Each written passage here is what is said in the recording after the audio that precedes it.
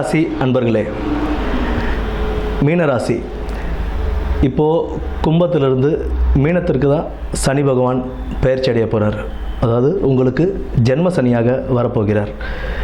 ஜென்ம சனியாக வரும்போது உங்களுக்கு 3ஆம் இடமான ரிஷபத்தையும் 7ஆம் இடமான கன்னியையும் 10ஆம் இடமான தனுசு ராசியையும் சனி பகவான் பார்க்குறார்.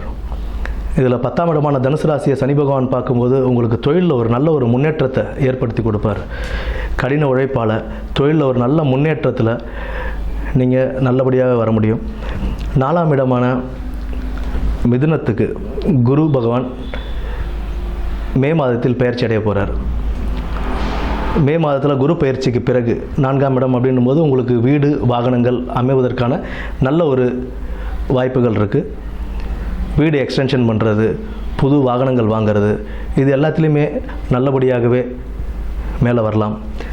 இதில் குரு பகவான் தன்னுடைய ராசியான தனுசு ராசியையும், அதாவது உங்களுக்கு 10ஆம் இடத்தையும் குரு பகவானும் சனி பகவானும் பார்ப்பதனால உங்களுக்கு நல்ல ஒரு தொழிலில் நல்ல ஒரு முன்னேற்றங்கள் கிடைக்கும். இதில் 12ஆம் இடமான கும்பத்தையும் குரு பகவான் பார்ப்பார்.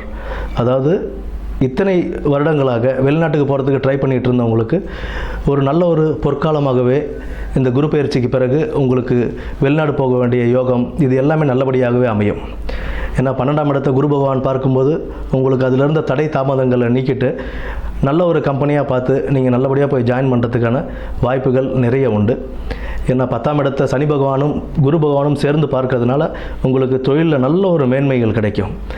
ஜென்ம சனி சனி பகவான் ஜென்ம சனியாக உட்கார்ந்துருக்கிறதுனால வண்டி வாகனங்களில் போகும்போது கொஞ்சம் கவனங்கள் தேவை. அண்டு உடல் உபாதைகள் சின்ன சின்ன உபாதைகளாக இருந்தாலும் அதை உடனே போயிட்டு நம்ம சரி பண்ணிக்கிறது ரொம்ப ஒரு நன்மையை கொடுக்கும். நன்றி.